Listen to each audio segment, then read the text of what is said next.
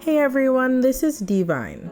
If you're new to this channel, don't forget to hit that subscribe button and share this video. We have a lot to talk about today, so let's get into it. Back in 2007, Neyo was slated to be one of the opening acts for R. Kelly's Double Up tour alongside Jay Holiday and Keisha Cole. But after just 1 week, he was abruptly kicked off the tour.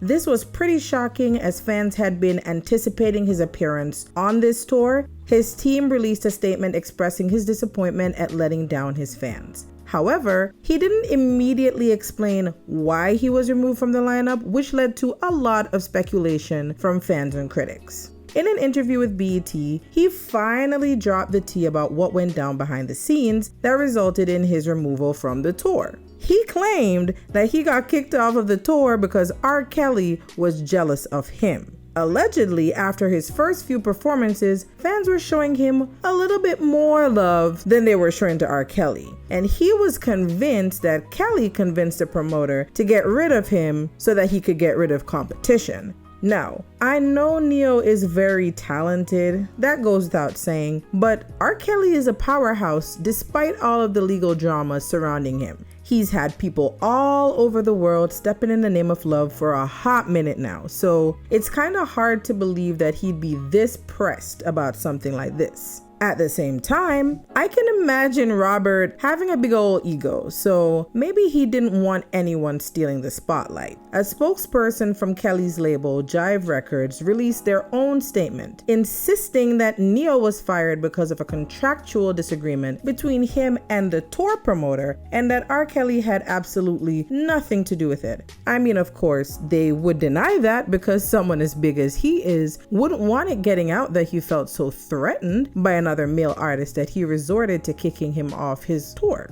That's weak as hell and embarrassing. They also claimed that Robert was confident in his abilities as an artist and that he was more than happy to share the stage with other talented artists. Row Entertainment also spoke out about the incident, explaining that the decision was made solely by the promoter, Leonard Rowe, and it was because the company was unable to obtain a final, fully executed contract from Neyo's agent.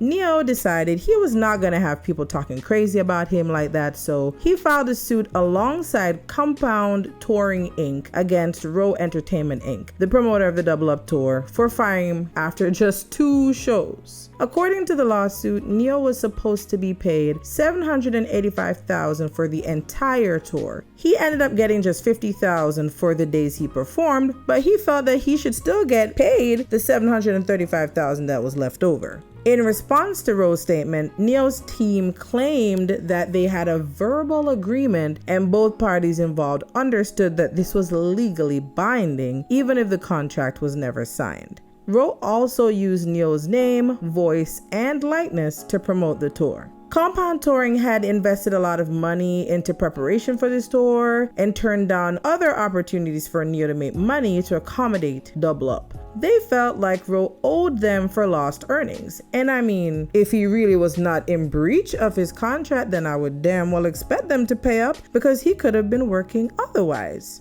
The judge must have seen something in his favor because Neyo ultimately won the lawsuit. Rowe was ordered to pay just a little over $700,000 to Neyo. Neyo claimed afterwards that he had absolutely no animosity towards R. Kelly and that it was all in the past. But his actions since then say otherwise. When the surviving R. Kelly documentary was first released, a lot of drama erupted and people started speaking out publicly against R. Kelly for his alleged heinous treatment of women. The hashtag #MuteRKelly started trending, and Neyo publicly offered his support to the movement, expressing that children, especially young girls, needed to be protected.